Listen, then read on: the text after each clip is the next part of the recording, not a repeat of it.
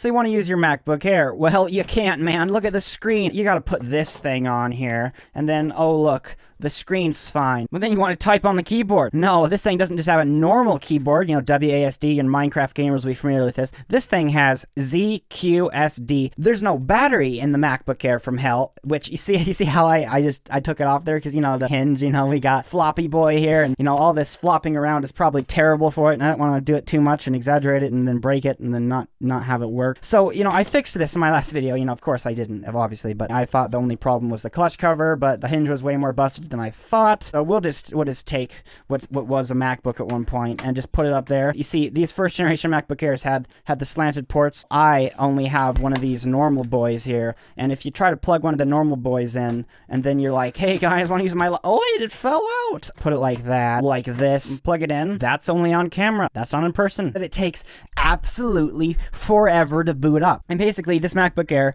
was a super expensive version of these white A1181 MacBooks from the year earlier, because they had basically the same or worse specs, depending, and you can't upgrade them, and you know what, subscribe. My $1 MacBook boots up way faster than it does. Of course, it has an SSD in it, so it, of course, isn't fair. But the thing is, no matter what you slap into this guy, it's not gonna boot up faster, because it's a terribly slow architecture, even though this 1-year-old, at the time, thick boy of a MacBook. So let's shut the lights off on this MacBook. Hopefully that didn't do anything bad. I'll wait for the boot time to happen. Okay, that's this long past. I waited this long, head start, and we're already in. It took this long versus this long, and this is the difference. I don't know why that matters, because this thing's from 2007, this thing's from 2008. Why do you care? Well, that's a good question. Now let's actually try to use this thing. Pretty much the only thing I've done on it so far is install the operating system in my last video last week. The screen honestly doesn't look bad, and it has a backlit keyboard. At least it should. It doesn't work, apparently. Let's see how long it takes to open Photo Booth.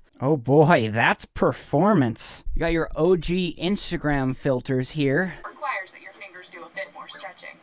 Oh, well, at least we know the speakers work. I hadn't tested that yet, but if that's how they sound, that is terrible. We've got Angry Birds, guys. That's right in high definition too. Oh, no, don't you do it. Don't, no. Does it not like me to touch it here? Stop complaining. Can it like actually run it though? I mean, even this thing can run Angry Birds. Use my finger? That doesn't sound right. Oh look, they don't make touchscreen Macs. Who in the right mind wants a touchscreen Mac, by the way? Do you really want to be doing this all the time? But that's just my dumb opinion. Can we hit the pig? I won 1 star. Look, I'm terrible, guys. Go away. Okay, one thing these computers struggle to play is this game called Trine. I don't even know which one jump was. It's either W or spacebar, but either way, it took like a second to register. One day, I'll get a computer that can run Trine at max graphics. Okay, so this game's perfectly playable, but I get better FPS on the black MacBook. I think that's just because this thing's thermal throttling so hard because it's a hot garb. I mean, and it's complaining again. Stop complaining. It's bothering me.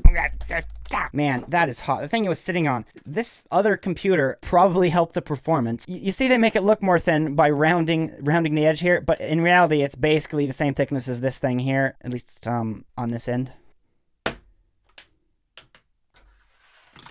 You see, I have more things. These things are fans, and they're gonna make the cooling performance better. And this is a battery and a USB-C cable. Why? Well, we're gonna make this laptop have a battery with this, a USB-C to MagSafe 1.0, an extremely niche adapter I paid way too much money for. Subscribe to my channel. I don't even know if it will work. So let's just grab out our MacBook, okay? And for one thing, we just need to make sure this fits, because hopefully it will. That looks like it does. I'm very thankful for that. Just plug in the USB-C cable. I honestly don't know if this one is power delivery or not, but we're going to find out. Plug this in. Open our JankBook Pro here. No way, I hear a fan.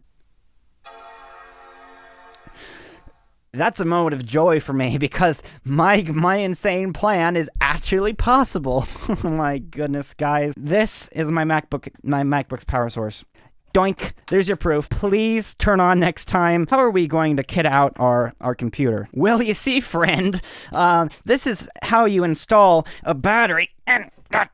This is how you install a battery in your MacBook. Like this. There you go. Professional battery installation. Oh, you don't want to block the vents, though. You don't want to do that. To be a professional installation, you know, you gotta snip. You don't block the vents. Give it a little like that and like that. And then to increase cooling performance right over the vent here, you can slap on a few fans. For these, you're going to need the thinner tape like this. Oh, you don't want to block the port door either. Again, professional installation. You don't block that. And now you don't want to block the vent with the tape, but there's no way around that. So we're just going to, you know, like this. Beautiful. There we go. Give it another snip. Now you power these fans through USB-A. And there's only 2 leftover USB ports in this power bank. Well, I got you covered. MacBook has one right here. So you plug one of the cooling fans in there. The other 2 go in there. See, it's starting to look a little bit better. And then you got to grab a little bit more tape. Because even though this is MagSafe, you really don't want it to come out because that's the computer's only power source. You tape it like so. Let's see, you turn it around. All right, like that. That fan's making a noise. That can't be good. The screen's pink. Cutting tape on the MacBook. This is about the jankiest thing I've ever done in my entire life. What have I done? Look, it's my laptop. Don't you just love your laptop? And it has a pink tinted screen because, oh, now it's just pink. Oh, goodness. Hopefully that's not permanent. Let's see how our fans are doing. I need a way to hold it up like this, otherwise the fans aren't working. We gotta get our increased cooling performance. I know, an eraser. Eraser goes like this. Tension. Good. Guys, have I made it better or worse? Ooh, the screen went back to normal. That's good.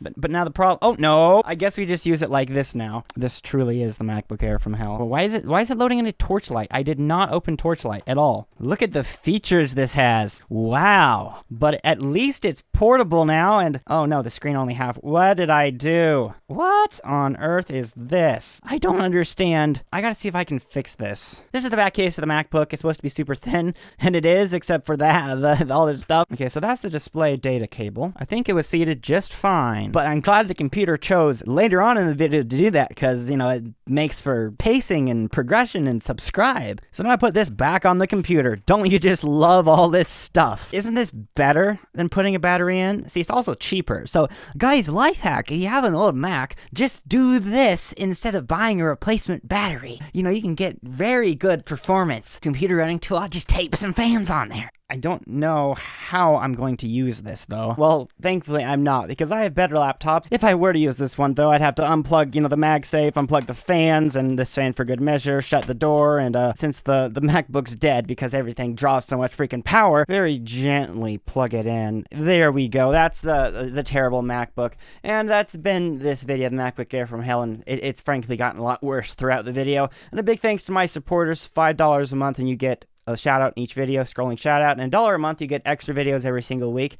And this week's extra video, actually there's 2 of them again. Opening Amazon packages is one of them, codenamed, haven't figured out a title for it yet. And then the other one is I'm gonna try to type on this computer for an extended period of time, and basically it'd be funny as well because hopefully it'll still work by the time I film that video. But it'll be entertaining. And every week I do a supporter of the week for my $10 supporters, but there's none. So if you want to be a supporter of the week, have a chance to be, just support. But I'll see you guys for a full video next Saturday. Subscribe.